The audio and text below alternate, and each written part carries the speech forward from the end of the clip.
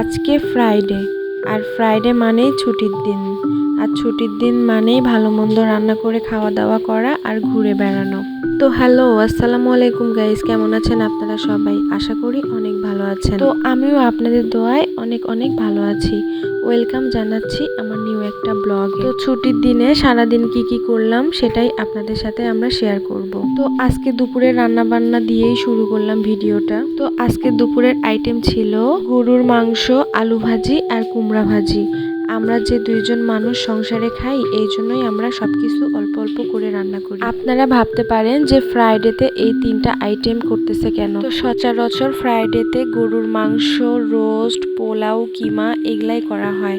তো আজকে ভাবলাম যে অন্যরকম একটু রান্না করে খাই, এই জন্যই এই আলুর ভাজি, গরুর মাংস আর কুমড়া ভাজি করতেছিলাম। তো আসলে যে গ্রামের মানুষেরা দাওয়াত দেয়, আমরা যে গ্রামে খাইতে যাই, তারা কিন্তু সচরাচর এই গরুর মাংস, আলু ভাজি আর ডাউল করে।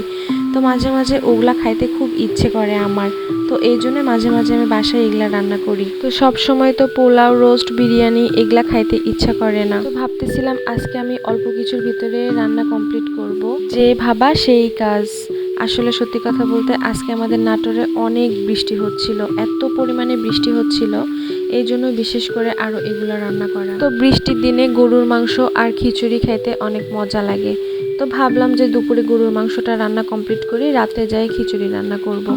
এই যে দেখেন আপনারা কি পরিমাণে বৃষ্টি হচ্ছে, এত বৃষ্টি হয়েছে আজকে নাটোরে, মনে হচ্ছে সবকিছু ডুবাই নিয়ে চলে যাবে। আর হ্যাঁ, বৃষ্টির মাঝে মাঝে কিন্তু হালকা বাতাস হচ্ছিল, আপনারা হয়তো বা দেখতে পাচ্ছেন কিনা জানি না। আর একটু বৃষ্টি হইলেই আমাদের বাসার নিচে পুকুরের মতো পানি জমে যায়।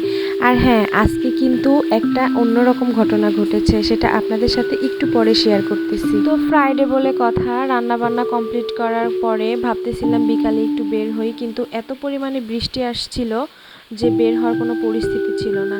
তবে হ্যাঁ, একটু পরে কিন্তু বৃষ্টি ভালো হয়ে গেছিল। তার একটু পরে আমরা বের হয়েছিলাম বাসার আশেপাশে একটু ঘোরার জন্য, কারণ ফ্রাইডে বের না হলেও ভালো লাগতেছিল না, এত পরিমাণে বৃষ্টি হচ্ছিল যে আমরা বের হইতে পারতেছিলাম না। পরে বৃষ্টি কমার পরে আমরা বের হয়ে বাসার আশেপাশে একটু রিক্সা নিয়ে ঘুরলাম। তো ভাবতেছিলাম যে একটু মালাই চা খেতে যাব, পরে রাত লেগে গেল, তারপরে আর ওইদিকে না যেয়ে বাসার উদ্দেশ্যে রওনা দিয়ে দিলাম। তো একটু আগে আপনাদেরকে বলেছিলাম যে অন্যরকম একটা ঘটনা ঘটেছে, সেটাই আপনাদের সাথে শেয়ার করব।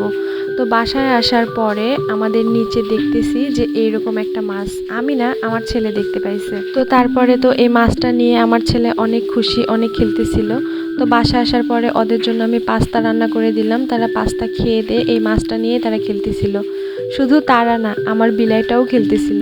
দেখেন আপনারা আমার বিলাইটা মাছ নিয়ে কিভাবে খেলতেছে।